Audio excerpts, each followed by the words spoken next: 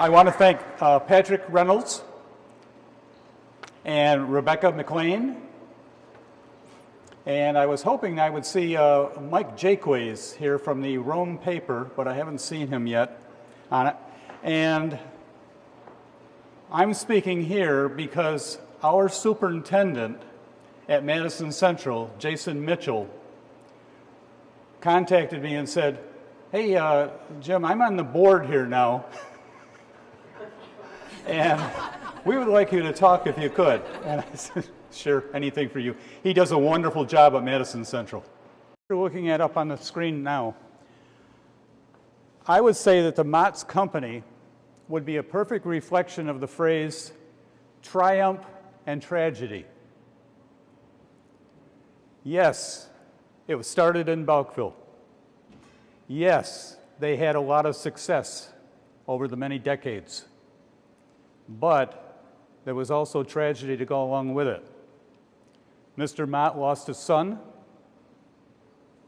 at a very, very early age, and also the Mott's company experienced 3 fires, 3 very destructive fires over the years. The photograph that you see in front of you now, we have to have some history also of Bouckville. So Bouckville, where these buildings are, originally was a swamp, a cedar swamp. But there was a man named Moses Maynard who arrived in Bouckville at an early stage of the community. And he was on the board of a group of members who were pushing for the Chenango Canal. A lot of areas wanted a canal to join the Erie. So they pushed for a number of years to get the canal from the Binghamton area all the way to Utica. And when he was on that commission, he made sure that the canal route was going to go through his properties that he had purchased in the Bouckville area. Very, very wise man on it. They succeeded. And when the canal in its first few years, shipping on the canal, the farmers in the area were growing a lot of grain. But shipping the grain someplace, like the Albany market, was very cumbersome. So they converted the grain into whiskey. And you're going to see a photo of what was the old distillery that the Mott's company ended up with as one of their buildings. This building that you're showing here was from their rival group. The Motts were in Bouckville, but also the Peet brothers, P-E-E-T. And they were very, very strict competitors over the years, very competitive. And finally, the Motts had a chance to buy the Peet brothers out, which they did. Okay? So this was Peet brothers' buildings right along the canal. It will eventually become Mott's buildings. All right? Samuel Rogers Mott grew up in Saratoga County. He learned the process of making cider from his grandfather, Zebulon.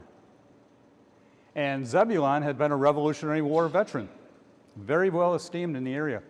He learned the trade, but he wanted to strike out on his own.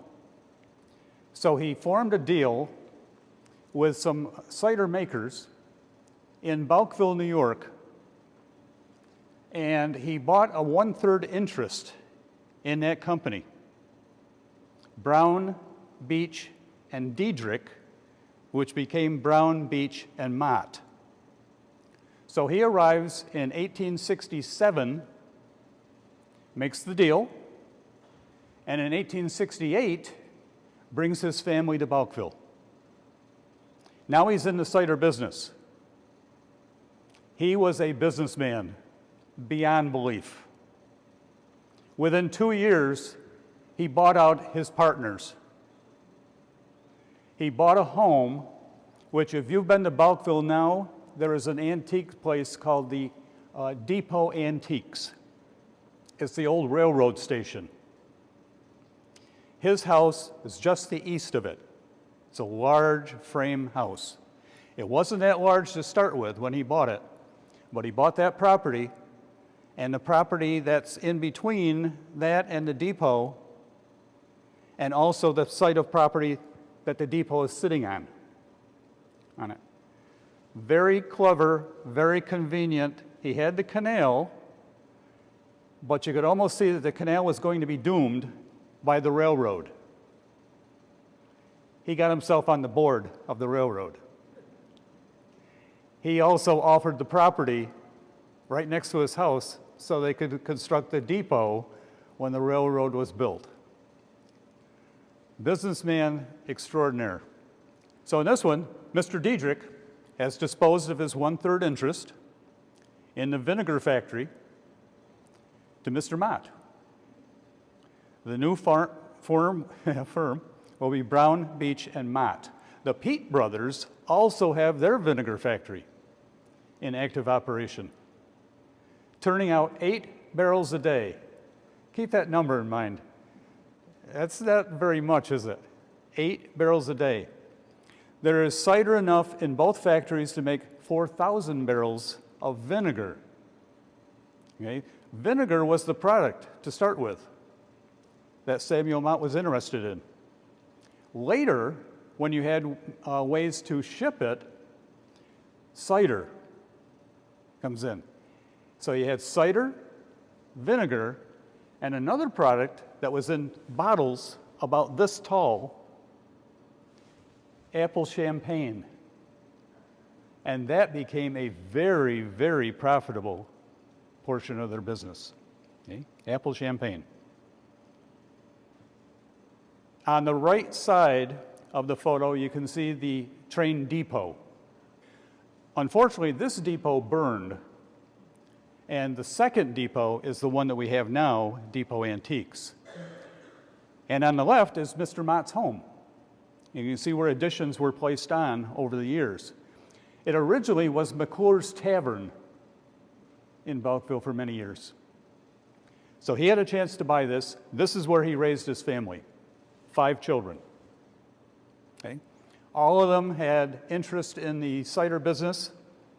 They shoveled apples, like all the other workers. They grew up in the business and eventually went out on their own. Okay? So this is right on Route 20. Okay?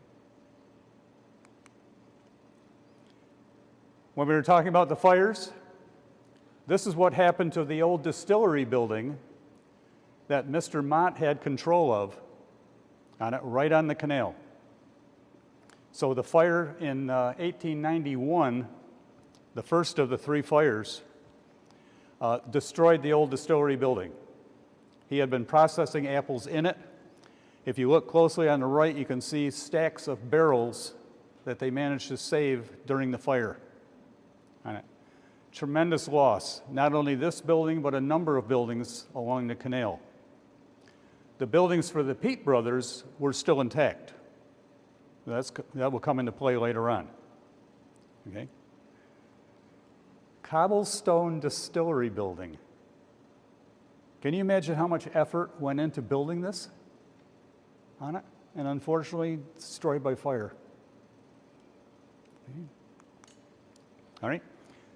So I want to show you a little bit more about Bouckville itself, because we have some little sidebars in some of these photos. Moses Maynard, who we mentioned, who had bought a lot of property in there, when the canal went in, the swamp was drained. The water went into the canal. So he had the building lots, and he formed a company, a corporation, with a number of other investors, and they decided to build this structure. If you've been to Bouckville, this is now the Landmark Tavern. Okay. It was built supposedly as an octagon, but the lot wasn't large enough to have 8 sides. So they have the 4 distinctive sides on the front, which then tapers to 2 sides on the back. Each of the fronts was a separate store. Even the second floor had different businesses going. So I always called this America's first mini mall. On it. 4 different stores, always occupied. The one on the left, where you would enter the landmark building, if you were eating there, was the general store and post office. Okay? A wonderful building, again, cobblestone. Love this fact on there. In the basement, the base of it, when they started, it took 4 years to build this. But the base is 4 feet wide. It tapers up to about 14 to 16 inches in the peak. So the outside wall is straight, the inside wall then tapers in. What a nightmare for carpenters to figure out the angles on all the different flooring. 4 years.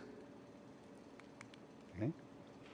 Also, right across the street from the landmark was the Bouckville Hotel,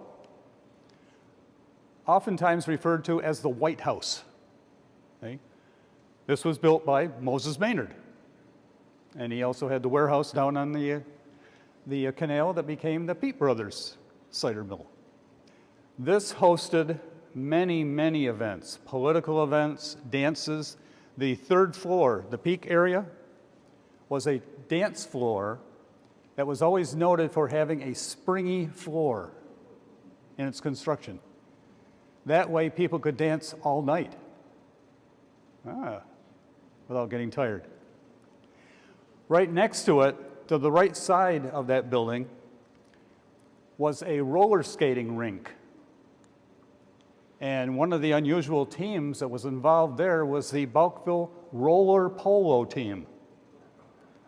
It's like ice hockey on roller skates. And they played teams from Utica on it. Big rivalries there. Okay? Now the horse out in front, that horse was so quick that later on they were racing him at Vernon Downs. You don't believe that, do you? No. Okay, good. but quite a horse. And you notice that Bouckville had their typical one-room schoolhouse, which was also cobblestone until it was torn down, just up the street.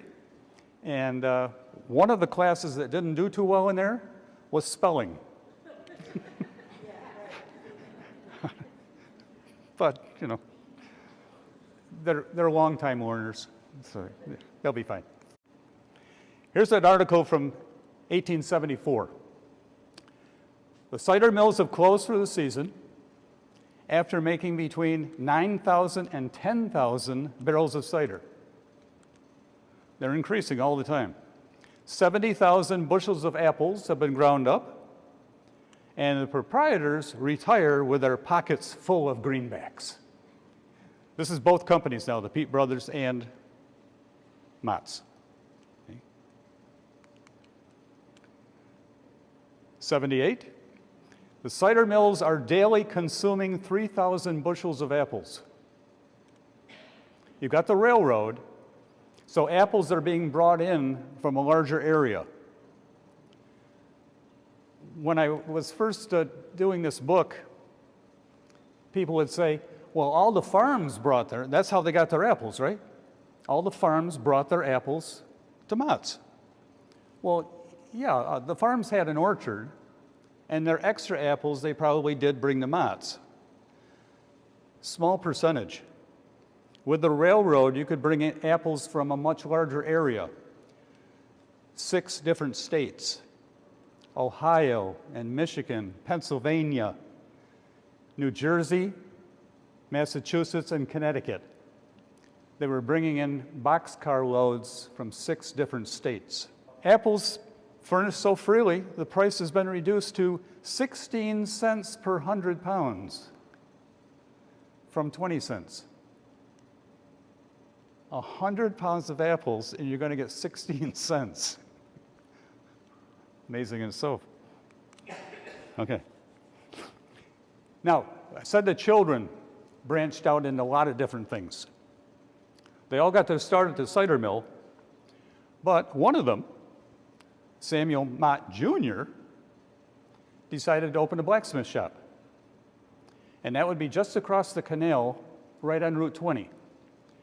Today it's now been opened again as Big Al's Diner, but in past years, a lot of different businesses were in there. The proprietor, Samuel Mott Jr., announces his blacksmith shop will execute the finest of work. So he left the apple business and went over to the blacksmithing business. It will eventually end up in Arco, Idaho, of all places. 1882. This is when Samuel Mott and his children really branch out. His oldest son, John Coon Mott, the Coon name comes from Samuel's wife's maiden name. She was a Coon. The new cider mill, built in 1882, right next to the railroad tracks. So it wasn't as convenient having the buildings to process everything down by the canal and then get the product up to the tracks.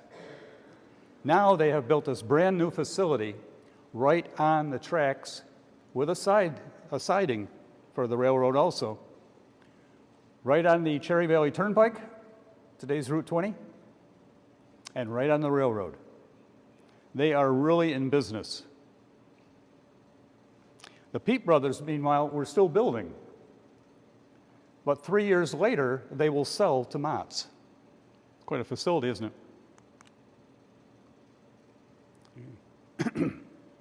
Now, we were saying from the railroads, apples coming in by railroad. This is from Unadilla Forks.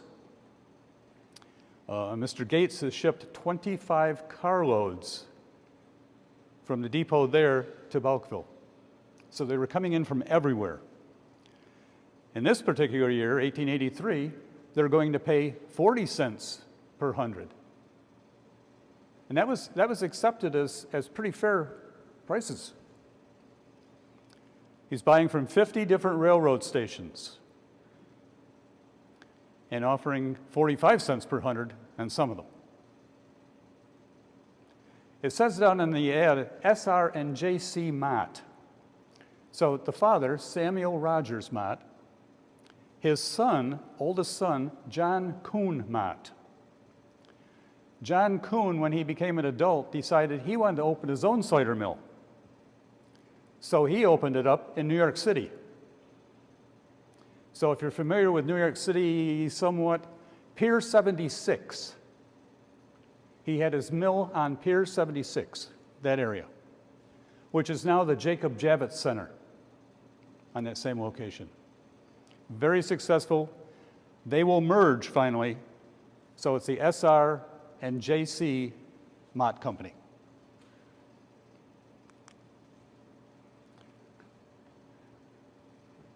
In 1885, we had those Peet Brothers buildings on the canal. They sold to Mott's. Now he has the facilities on the canal and also his new complex near the railroad tracks. This is going to really increase the production. Vinegar was made and stored at the lower plants here. The freshly processed apple cider was shipped out in the upper plant, right along the railroad. Okay. Now, when we had the phrase triumph and tragedy, we've been seeing a lot of the triumph. That company is really progressing. And they were shipping product all the way down the east coast of the United States. They also had an office complex in Liverpool, England. They were selling product in France, in Australia, in Argentina, and the Caribbean islands. Mott's product was being known around the world. And it all started in Bouckville. So this is his youngest son, Seward Mott. Seward Mott was a very brilliant student in the little school in Bouckville. And from there, of course, he worked on the mills, like the other children. And he also played on the Bouckville Summits baseball team. I don't know if you're familiar with that, but I always like to brag about that. From right after the Civil War to the mid-1930s, Bouckville had a baseball team called the Bouckville Summits, named after the high point on the Chenango Canal, the summit level. And they played teams from everywhere. A lot of Utica teams, Oneonta, Rome, wherever, Syracuse, and did exceptionally well.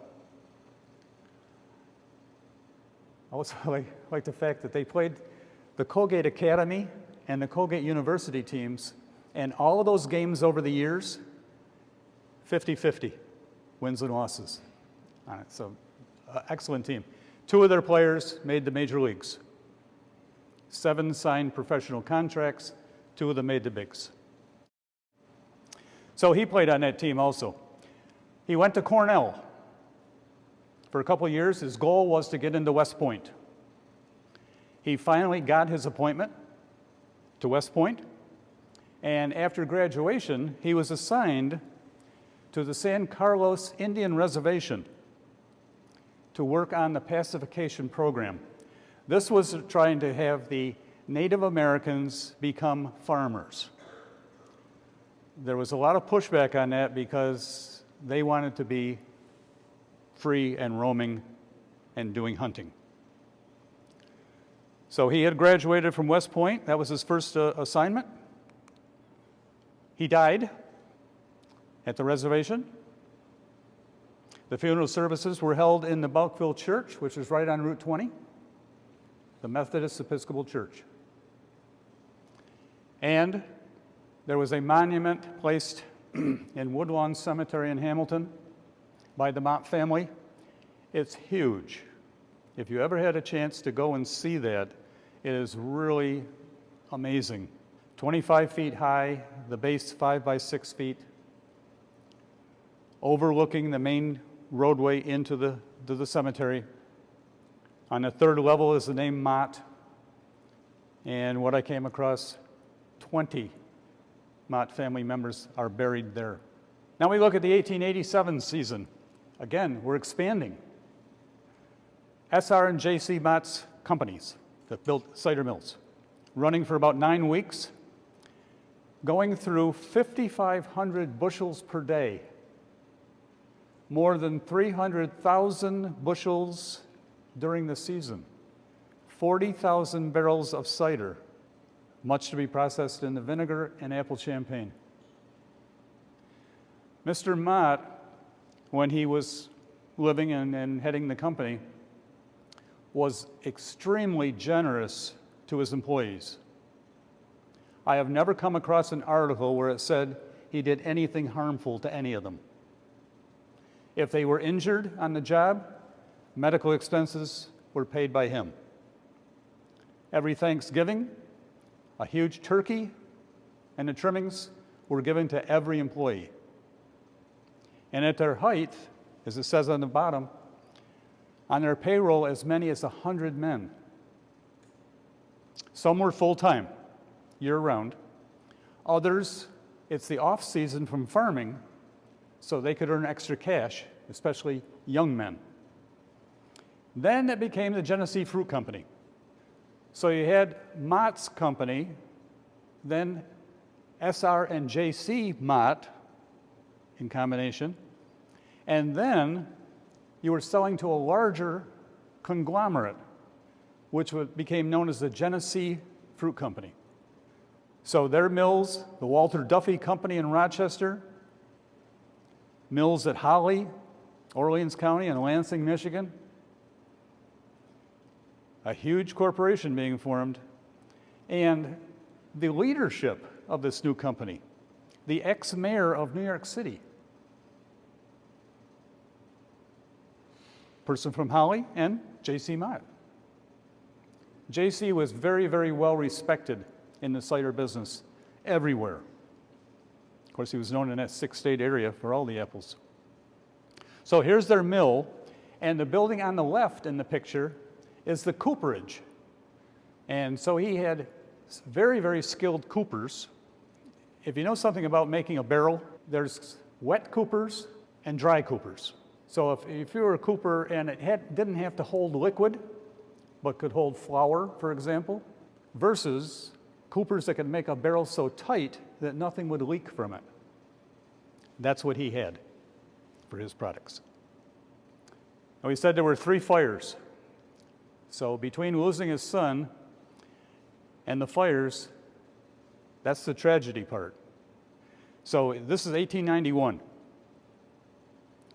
At 5:30 in the afternoon, flames were discovered in the refining department. This is the buildings along the canal. And that's our picture where the distillery, cobblestone distillery building, was destroyed, along with others. A boy had been to look after a barrel of varnish and accidentally dropped a lighted match, setting everything on fire. This was located at the lower mills.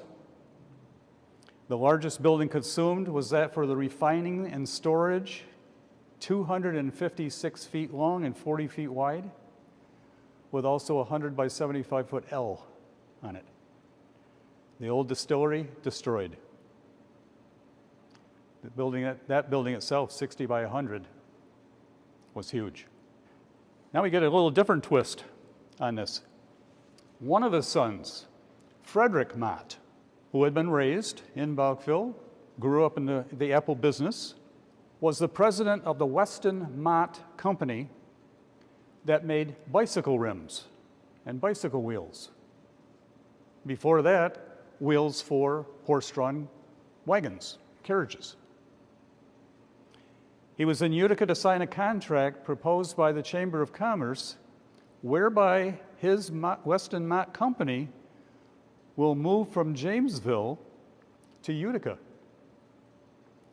The site for the new factory is an acre of ground situated on Pleasant Street with a long frontage on the Ontario and Western tracks. How many of you here are familiar with that site? Pleasant Street and where the train would go through the O&W tracks. So here's our complex. You had the refining works, the crushing, making the cider, the front part, and then the back part was the bottling area. And your tracks are right next door and a siding also for it. Here's some of the workers. We said at one time there was could be 100 people employed. But look at some of these guys. We have a lot of the beard culture now, but this was a time period around 1900, mustache time period. And their work clothes, and they were happy to have those jobs. Another company formed, 1902, been formed in Rochester, has a capital of $2 million, which boy, translated to today's money, that's huge. As yet, it has not been decided who shall be the officers and directors, but down below, the company name will later be established as the American Fruit Company. In Bouckville, it was still known by the Genesee Fruit Company. And out behind the complex was Genesee Field, which was donated by the company for the Bouckville Summits baseball team to play on. When we mentioned the Bouckville Hotel, after some of these games, they served 600 dinners after some of the Summits games. Amazing. So we mentioned Frederick Mott. He had the wheel works. He moved the company to Utica, but then he bought a home in Hamilton. So that's on the corner of Payne Street, Charles and Payne Street in Hamilton. And he would come there, especially in the summertime, and have huge entertainment. So here they were celebrating their silver anniversary. They had an orchestra there. The president of Colgate was there, and all the dignitaries from Hamilton. He was extremely well known for his business and then his wheel works in Utica. All right, now we'll tie in, we were talking about Charles Stewart Mott. John Kuhn Mott, Samuel's oldest son, came back to the Utica area. And his son, Charles Stewart Mott, became very interested in the wheelworks. His uncle Frederick was not. He didn't see that this was going to go anywhere with these new cars. So he bowed out of it. Charles Stewart Mott takes over. He runs a successful company. He is then enticed by some representatives of the new car companies in Flint, Michigan. Why don't you move your company out to Flint? Which he did. He then became a 49% owner of a new company called General Motors. And over the years, General Motors eventually bought out his shares, but he was allowed to keep company shares of his own, became very, very wealthy, on the board of directors for GM. And at the time of his death, he was worth $1 billion. Early 1900s, $1 billion. So he had some Bouckville roots also. There's a good shot of their building complex with the railroad that goes right between the buildings, the cooperage on the side. I had one stat there for the cooperage. In 1881, they were turning out 9,000 barrels per year. It became greater as the years went by. Some of the workers at the cooperage, again, highly trained, highly skilled. There's one young man with an X. We've often wondered, was he the one that dropped the match in the varnish container? Probably not. He was somebody's relative they wanted to show off in the picture. So that was postmarked 1906. They will eventually build a larger cooperage building further back from the road. I've always thought this was pretty interesting. You had the buildings that they owned down by the canal, the old canal, which was not in use anymore, and then their complex by the railroad.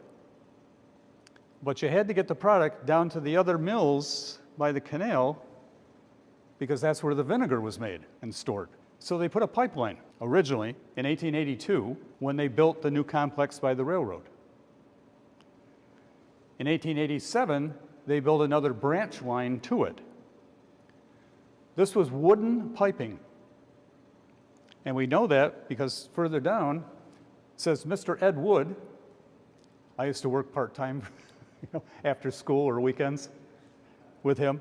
While he was doing some work for someone in Bouckville, he dug up a section of that wooden tiling.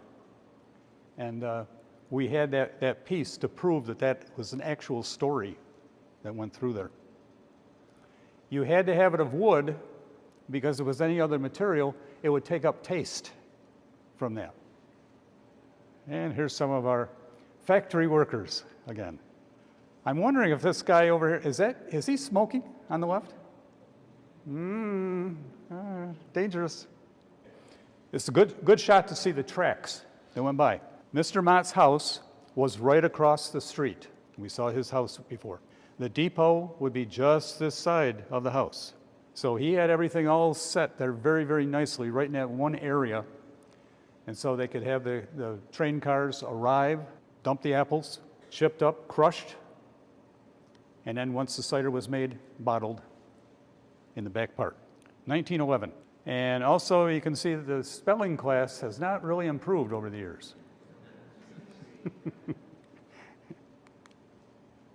Here's the train, probably from the O&W, the Ontario and Western Railway. And it's got one of the box cars in front of it on the siding track. So they were made so that they could tip up, drop the apples out into chutes. They'd be taken up into the mill, and then the crushing would take place. Very, very complex process for it. The crushing, the pomace was there, and then the finished product coming out. I've got an expert back here in our audience. Where's Mary? Mary is there. Mary Moore, who has done a lot of the formatting work for me for books. And right next to her is the expert cider maker from the Clinton cider mill. Yeah. So he's being very kind to me now with some of these comments. Here was their new cooperage works that was built. Now, to me, the disturbing thing is you still have one of the buildings near the canal that for many years became the Bouckville Mill, the feed mill. That's still there, but not in great shape. All of the buildings that you've seen in the photos, including these, none of them are there. They're all gone. The last fire took some, and then others just rotted away. So you have another antique business across the road there. We have our Mott's Monument, marker sign there. But it's hard to imagine what used to be there. And as this company started there. Second one, 1910, all of the bottling works. That whole section of the building, the bottling works gone with this fire. They said there was no known cause of the fire after investigation. The guy with the boy with the varnish, was probably married and moved away. More new owners. It didn't always stay as the Mott's Company. We saw that changes with the Genesee Company and so forth. Right?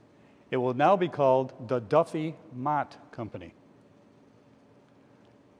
Operate plants in Holly, New York, Bouckville, Ravenna, Voorheesville, and Goshen. You're moving more towards the Rochester area and the Albany area now. So when Mott's has its last fire in 1931, the parent company decides not to build anymore there. So Mott's will end. Here's some of the workers in the bottling factory. Very impressive work that they were doing, but very dangerous. In a lot of the photos that you see of this Mott's company, there's no safety guards. So we have articles of people losing an eye because they have a bottle explodes or getting their hands caught in the machinery. But again, Mr. Mott and the company very generous to them. Here was one of the examples. Charles Beswick may lose his eye. A glass particle flew into one of his eyes, cutting it badly. Taken to the hospital in Utica. He will lose the sight in the eye. So there's a lot of things to consider there. Okay, so after that fire, they decided we are going to be ready if there's ever a fire again. So this tower on the right-hand side of the picture, they put this extensive water tower in. If there's a fire that breaks out, before the fire departments even get there, we can have our workers hose this thing down and we'll contain it. Good idea. How's the spelling here now, at the bottom? That's better. Okay. It's the Duffy Mott Company. They had separate products produced. So here's Duffy's sweet apple cider. And you come across these various things. I had a good friend of mine who's in the antique business give me a Mott's bottle with the original label on it. Very impressive. I also have a screening tool, metal, that you would put on the barrels. So it says J.C. Mott, New York, New York on it. You just ink it over on there. So you come across some very unusual things, but not many. You would think there would be a lot of bottles available. Not. A lot of them were bulldozed. So here's our Duffy Mott Company. Towards the end, before that fire, they had their corporate offices on the right-hand side of the photo. Out in front of it, they had a gas station and a sales room. And they always gave out free samples. And this little wagon here, motorized wagon, is what they used to take around to the county fairs and give out free samples. Always drumming up more business. The fire that they had in 1931, the last of the three, that happened early in the morning. The temperature is January, the temperature was 20 degrees below zero. When the fire departments got there, the lines froze. They could just watch it burn. The tower, the piping coming from the tower, froze. No help from anywhere. So, we had the fire companies from all the different areas around, damage estimated at 50,000. The bottling plant, because there was a concrete wall between the refining and the bottling, was not destroyed. It's hoped it would be rebuilt. The company decided otherwise and concentrated its efforts Albany, Rochester instead. So Bouckville then, because of that fire, that was the ending. This is unusual, and Joan helps me out on this. Did you meet my wife, Joan? She's back here. 1, 2, 3, 4 rows back. There you go.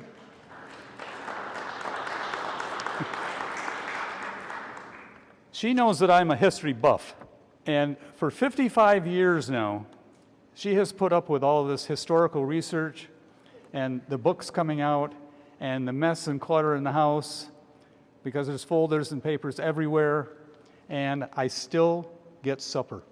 It's really kind of her. So someone would ask, well, how about the company today? Corporate mergers on top of corporate mergers over the years. Today, Mott's is a division of Keurig, you know your little coffee makers? Keurig Dr. Pepper Group out of Frisco, Texas. So a lot of changes over the years, and those changes probably keep happening. Before it was part of the Dr. Pepper Snapple Group, but it's recently changed again. 20 million cases of Mott's products sold in the US in 2009. And that takes us right back to the beginning. And thank you all.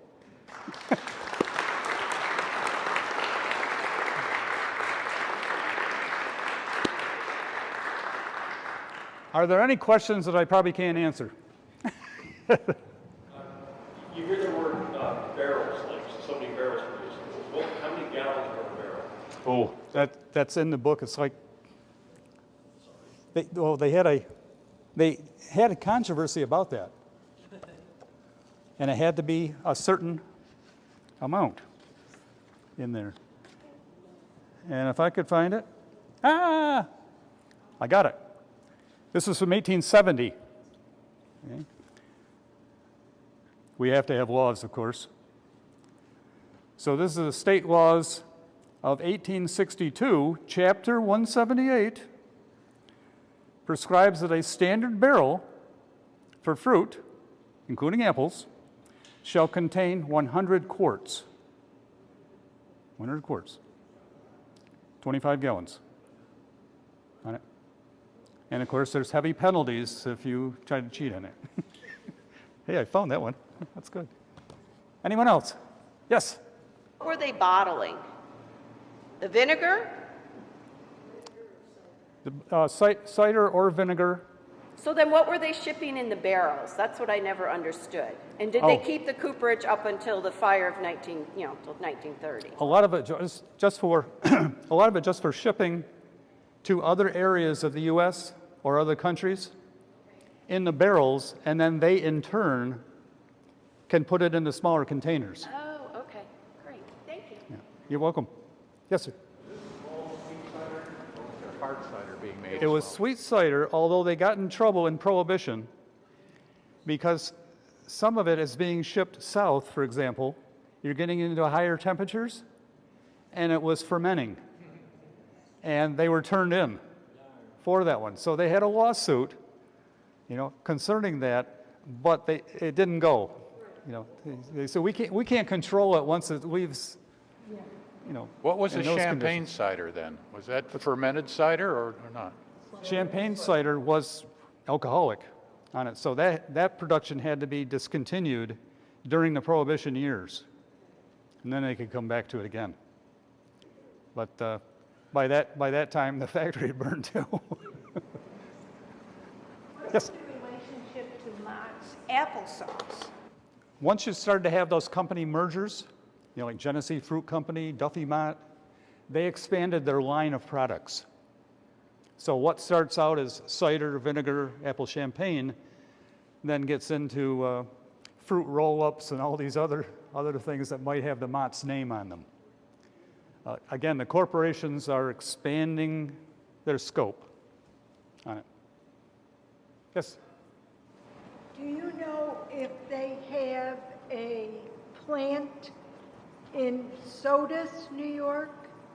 They may have one there. I know there's one in Williamson. Oh, okay. Yeah, out there.